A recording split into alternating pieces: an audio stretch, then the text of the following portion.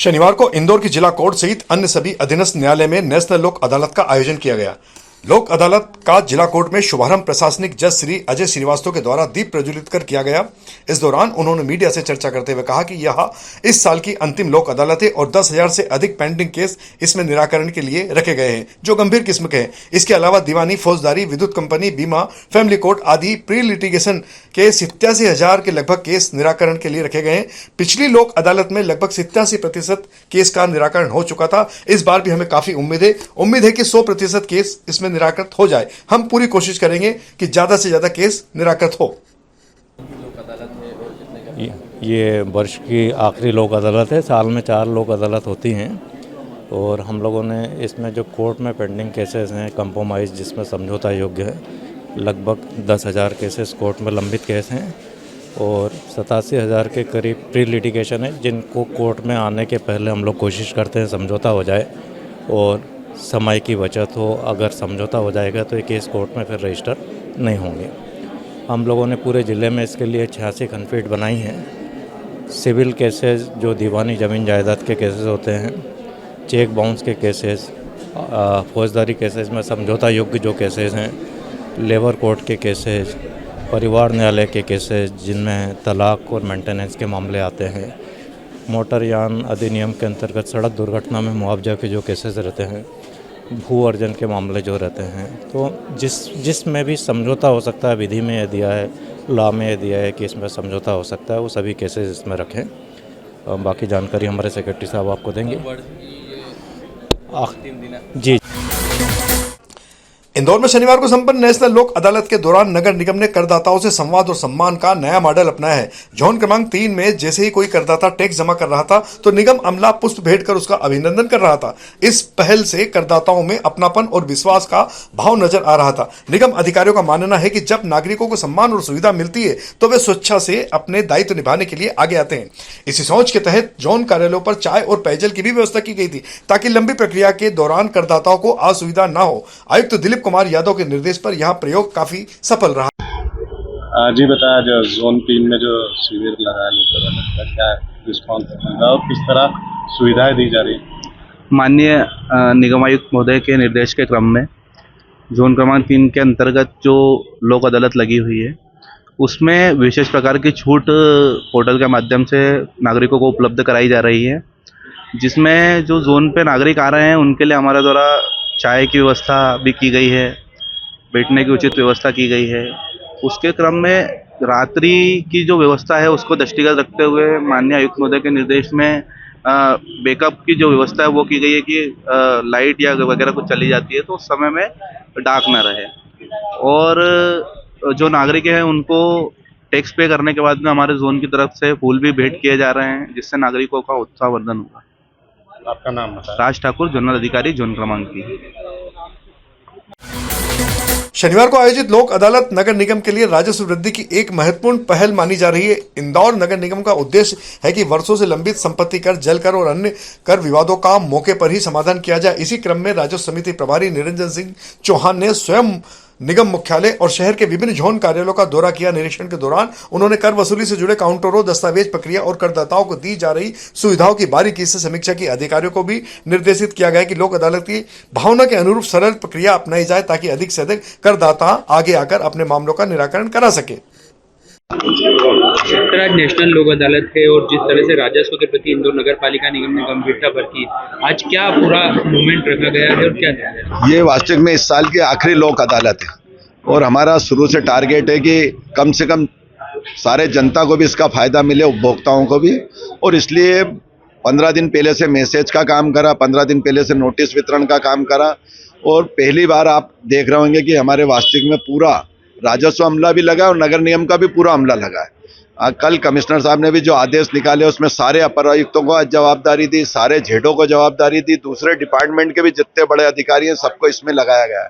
हम भी सभी जोनों पे मैं भी जा रहा हूँ, महापौर जी भी जा रहे हैं, कमिश्नर साहब भी और सारे अपर आयुक्त भी इंदौर नगर निगम के जितने हैं वो सब भी इसमें आज इन्वॉल्व और घूम रहे हैं। और हमारा पोर्टल भी भोपाल कमिश्नर साहब ने भी बात करी, हम लोगों ने भी बात करी, महापौर जी ने भी करी और आज पोर्टल अभी तक तो बहुत अच्छा चल रहा है। नगर निगम आयुक्त दिलीप कुमार यादव ने तड़के झोन क्रमांक 2 के अंतर्गत आने वाले व्यस्त और संवेदनशील इलाकों का व्यापक निरीक्षण किया। जवाहर मार्ग, कांच मंदिर, बजाज खाना चौक, सियागंज, इतवारिया बाजार, सराफा राज मोहल्ला, चौराहा बियाबिनी रोड, सिलावटपुरा जैसी घनी आबादी और व्यापारिक गतिविधियों वाले क्षेत्रों में सफाई व्यवस्था की वास्तविक स्थिति को परखा गया। निरीक्षण के दौरान आयुक्तों ने पाया कि कई स्थानों पर डिवाइडर और मीडियन में नियमित सफाई नहीं हो रही है, अधिक ध्यान देने की आवश्यकता है। आयुक्त ने अधिकारियों को निर्देश दिए कि प्रमुख बाजारों में कचरा संग्रहण और कार्य समयबद्ध और सुनियोजित तरीके से किया जाए ताकि व्यापारियों और आम नागरिकों को सुविधा हो। और सराफा एरिया का जो वार्ड 69 का मैंने निरीक्षण किया था, जिसमें कॉमन जो चीज़ें थी एक सफाई को लेके, और क्योंकि एक फेमस जगह है रजवाड़ा और सराफा, तो उसमें बाकी भी एक हेरिटेज उसका इम्पोर्टेंस भी है। बहुत सुंदर बिल्डिंग्स बनी है। डिवाइडर को अच्छे से व्यवस्थित करने के हमने निर्देश भी दिए हैं, और हम प्रयास ये भी कर रहे हैं कि जो पहले हमने कुछ गोद दिए हैं गार्डन और डिवाइडर, वैसा ही वहाँ के भी जो एसोसिएशंस हैं, व्यापारी एसोसिएशन, उन्होंने इंटरेस्ट थोड़ा दिखाया है कि हम भी उनको कुछ डिवाइडर्स को, गार्डन्स को उनको लेंगे, तो उनसे अलग भी हम एक मीटिंग करने वाले हैं।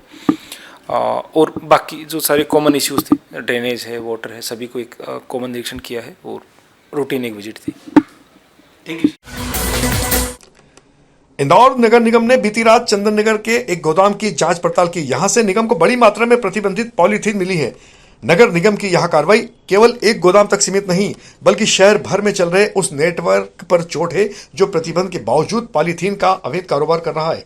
चंदन नगर स्थित गोदाम में जब निगम की टीम पहुंची तो वहां भारी मात्रा में प्रतिबंधित पॉलीथीन छिपाकर रखी गई थी। करीब 1 टन पॉलीथीन की बरामद की गई। इस बात का संकेत है कि नियमों का खुलेआम चुनौती दी जा रही है। निगम अधिकारियों के अनुसार सब्जी विक्रेता रोजमर्रा की जरूरतों की आड़ में पॉलीथीन की सप्लाई भी कर रहा था, जिससे पर्यावरण और स्वच्छता दोनों पर सीधा असर पड़ रहा था। कार्रवाई के दौरान सामग्री तो जब्त की ही गई, साथ ही उस पर 1 लाख रुपए का चालान भी किया गया।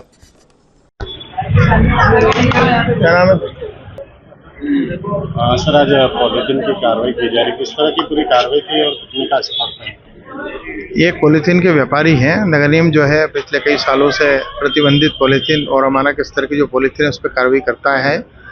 आज चंदन नगर इलाके में जो है पॉलीथीन के स्पॉट फाइंड किए जा रहे थे। जिन दुकानों पर मिली उसमें एक जानकारी संज्ञान में है कि एक सब्जी का व्यापारी है जिसका 8 नंबर गली में चंदन नगर में ही पॉलीथीन का एक गोडाउन है, जिसमें ये सब्जी आलू प्याज के साथ पॉलीथीन भी रखता है। आज हमने जो निशादेही पे उस गोडाउन को खुलवाया और उसमें लगभग 1 टन से ज़्यादा माल जो है प्रतिबंधित पॉलीथीन का यहाँ पे संग्रहण करा पाया है, और संबंधित के विरुद्ध हमने स्पॉट फाइन की कार्रवाई की है। रुपये 1 लाख का स्पॉट फाइन किया। क्या नाम है? मोहम्मद फिरोज नाम है।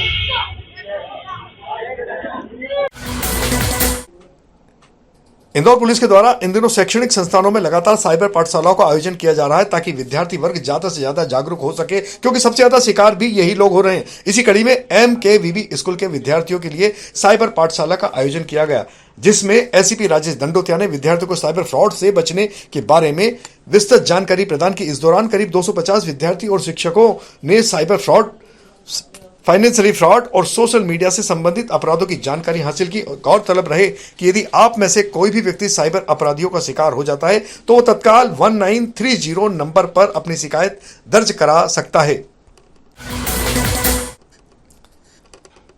इंदौर पुलिस कमिश्नर संतोष कुमार सिंह के द्वारा आपराधिक गतिविधियों में लिप्त शातिर बदमाश राजा उर्फ कचोरी पिता देव प्रकाश श्रीनिवास निवासी नंदा नगर को 6 माह की अवधि के लिए इंदौर सहित आसपास के जिलों की सीमाओं से जिला बदर किया गया है। आरोपी को नोटिस तामील के लिए थाना प्रतिशपुरा पुलिस की टीम उसके निवास पर पहुंची और लाउड स्पीकर के माध्यम से मुनादी करते हुए उसे आदेश की प्रति थमा दी गई। इंदौर के महापौर पुष्यमित भार्गव को अखिल भारतीय महापौर परिषद का राष्ट्रीय उपाध्यक्ष नियुक्त किया गया है। शनिवार को गुजरात के सूरत में आयोजित राष्ट्रीय बैठक में महापौर ने पद एवं गोपनीयता की शपथ ग्रहण की। 2 दिवसीय इस बैठक में देश भर के महापौर शामिल होने के लिए सूरत पहुंच चुके हैं। पुलिस कर्मचारियों और उनके परिजनों के स्वास्थ्य की समस्याओं के निदान के लिए फ्री हेल्थ चेकअप कैंप का आयोजन किया गया, जिसमें विभिन्न रोगों की निःशुल्क जांच करने के साथ ही उन्हें उचित परामर्श भी योग्य चिकित्सकों के द्वारा प्रदान किए गए। इंदौर पुलिस कमिश्नर संतोष कुमार सिंह के अनुसार डीआरपी लाइन में संपन्न इस शिविर में बॉम्बे हॉस्पिटल और अग्रवाल आई हॉस्पिटल के डॉक्टरों का सराहनीय सहयोग मिला है। पूर्व प्रधानमंत्री अटल बिहारी वाजपेयी की 100वीं जयंती के अवसर पर इंदौर में 21 दिसंबर को शून्य से शतक कार्यक्रम का भव्य आयोजन किया जाएगा। शनिवार को इस मामले में जानकारी देते हुए सांसद शंकर लालवानी ने बताया कि डेली कॉलेज के धीरूभाई अंबानी सभागृह में आयोजित इस कार्यक्रम में देश के उपराष्ट्रपति, मध्य प्रदेश के राज्यपाल और मुख्यमंत्री विशेष रूप से शामिल होंगे। कार्यक्रम की शुरुआत बीएसएफ बैंड के द्वारा वंदे मातरम की शानदार प्रस्तुति से होगी। इस मौके पर 4 प्रतिष्ठित विद्वानों को अटल अलंकरण से सम्मानित भी किया जाएगा। साथ ही अटल वाजपेयी के जीवन, विचारों और योगदान पर केंद्रित एक लघु फिल्म का भी प्रदर्शन होगा। किस प्रकार मनाई जाएगी अटल जी की शताब्दी वर्ष? भारत रत्न अटल बिहारी वाजपेयी जी का जन्म शताब्दी वर्ष चल रहा है और पूरे देश में बहुत ही उत्साह के साथ ये मनाया जा रहा है। और हम तो हर वर्ष सुशासन के रूप में केंद्र सरकार हो, राज्य सरकार हो, स्थानीय निकाय हो, सुशासन जो उन्होंने देश को बताया है उसी पे हमारी सरकार चल रही है। और उनका जन्म शताब्दी वर्ष के अवसर पर जो अटल फाउंडेशन है, जिसकी अध्यक्षा आदरणीय माला तिवारी जी हैं, उन्होंने एक कार्यक्रम बहुत ही सुंदर यहाँ पर आने वाली 21 तारीख को रविवार को दोपहर 2:30 बजे यहाँ रखा है। और ये कार्यक्रम में हमारे लिए बहुत सौभाग्य की बात है कि देश के उपराष्ट्रपति जी यहाँ पधार रहे हैं, माननीय राज्यपाल जी, माननीय मुख्यमंत्री जी, बहुत सारे वरिष्ठ नेता इसमें पधार रहे हैं। तो इंदौर के लिए बहुत सौभाग्य की बात है कि अटल जी के जन्म शताब्दी समारोह में इंदौर में अटल फाउंडेशन द्वारा एक कार्य किया जा रहा है, कार्यक्रम किया जा रहा है। इसमें शून्य से शतक की ये क्या है? ठीक है, अटल जी का हम देखते हैं एक कार्यकर्ता के रूप में उन्होंने जो काम किया था, उस समय जनसंघ थी और जनसंघ से लेकर देश के प्रधानमंत्री बने। तो एक छोटे कार्यकर्ता के रूप में जब जनसंघ का काम शुरू किया और एक महान व्यक्तित्व आज आजाद शत्रु हैं। हम जब संसद में बैठते हैं तो पक्ष हो, विपक्ष हो, कोई भी राजनीतिक पार्टी के नेता हो, उनके व्यक्तित्व इतना महान था कि सब उनकी तारीफ करते हैं। तो ये शून्य से शिखर तक जो उनका व्यक्तित्व था और उसी को लेकर ये कार्यक्रम भी आयोजित किया गया। आप लोग बना रहे हैं। ये चूंकि उनका शताब्दी वर्ष है तो इसको हम थोड़ा सा भव्य रूप देना चाह रहे हैं और इस कार्यक्रम में उपराष्ट्रपति जी आ रहे हैं, सीपी राधाकृष्णन जी, मुख्यमंत्री और राज्यपाल जी। दिल्ली कॉलेज में ये कार्यक्रम अपन कर रहे हैं। इसमें आपने विद्वानों का सम्मान भी दिखाया जाता है समारोह। वो कौन लोग हैं, इनका कर रहे हैं आप लोग? एक तो हमारे इंदौर के कवि नायक सत्तन जी, दूसरा जटिया जी, उनको लाइफ चीफ अवार्ड दे रहे हैं और 2 नाम अभी संभावित हो रहे। कार्यक्रम कब रहेगा, स्थान क्या रहेगा? स्थान इसका दिल्ली कॉलेज है और कार्यक्रम 21 दिसंबर रविवार है। उससे आपका नाम बताइए। मैं माला वाजपेयी तिवारी, माननीय अटल जी की भतीजी, उनके बड़े भाई सदा बिहारी वाजपेयी जी की बेटी। कश्मीर के पुराने हालातों पर बनाई गई फिल्म धुरंधर बॉक्स ऑफिस पर शानदार हिट हो रही है।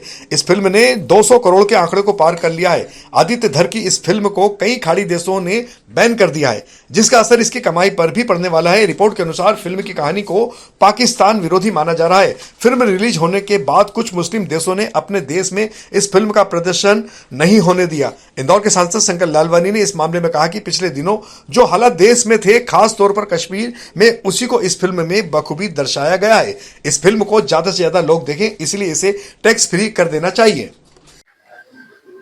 जी, आतंकवाद को पाकिस्तान ने हमेशा भारत में घुसपैठ करी। आतंकवाद को लेकर उस पर एक फिल्म बनी है धुरंधर, जिसको मुस्लिम कंट्री 7 मुस्लिम कंट्रियों ने बैन कर दिया है। आप उसको किस तरह देखते हैं और ये मांग करते हैं कि आप इस फिल्म को टैक्स फ्री कर दें तो ज्यादा से ज्यादा लोग कम कीमत में इसको देख पाए? देखिए, जो बताया गया है कि इस फिल्म में जिस प्रकार के हालात पूर्व में थे और आतंकवाद को बढ़ावा देने के लिए कुछ देश जो हमेशा गिने जाते हैं, उनसे किस प्रकार से आतंकवाद पोषित होता था उसके बताया गया और उसकी पूरी जानकारी उसमें प्रदर्शित की गई है। और जो जानकारी मिल रही है कि कुछ देशों ने इसको बैन भी किया है, तो ये देश वही हैं जो कि आतंकवाद को पोषण करते हैं और कहीं ना कहीं जहाँ से आतंकवादी गतिविधियां चलती रहती है। निश्चित तौर पे एक जो पुराने हालात थे वो उसमें प्रदर्शित किए गए। मुझे लगता है देश को जानकारी मिलनी चाहिए और इसमें तो मैं चाहूँगा कि टैक्स भी कम होना चाहिए ताकि आम लोग देख सके किस प्रकार के उस समय हालात कैसे होता था, क्या वस्तुतः जानकारी मिलेगी। इंदौर पुलिस के द्वारा पिछले 2 दिनों में नो एंट्री का उल्लंघन करने वाले 15 भारी वाहनों के खिलाफ कार्रवाई करते हुए 90,000 रुपए से अधिक का अर्थदंड वसूल किया गया है। वहीं यातायात नियमों का उल्लंघन करने वाली बस और ऑटो ई रिक्शा चालकों के खिलाफ भी चालानी कार्रवाई लगातार जारी है। तो यह थी हमारी आज की प्रमुख खबरें। खबरों का सिलसिला आगे भी जारी रहेगा। इंदौर से जुड़ी ताजा और महत्वपूर्ण जानकारियों के लिए आप हमारे दोपहर न्यूज चैनल से लगातार जुड़े रहने के लिए सबसे पहले इसे सब्सक्राइब करें। यदि आपके पास भी कोई महत्वपूर्ण खबर या जानकारी है तो आप दोपहर न्यूज चैनल के दिए गए नंबर पर संपर्क करें।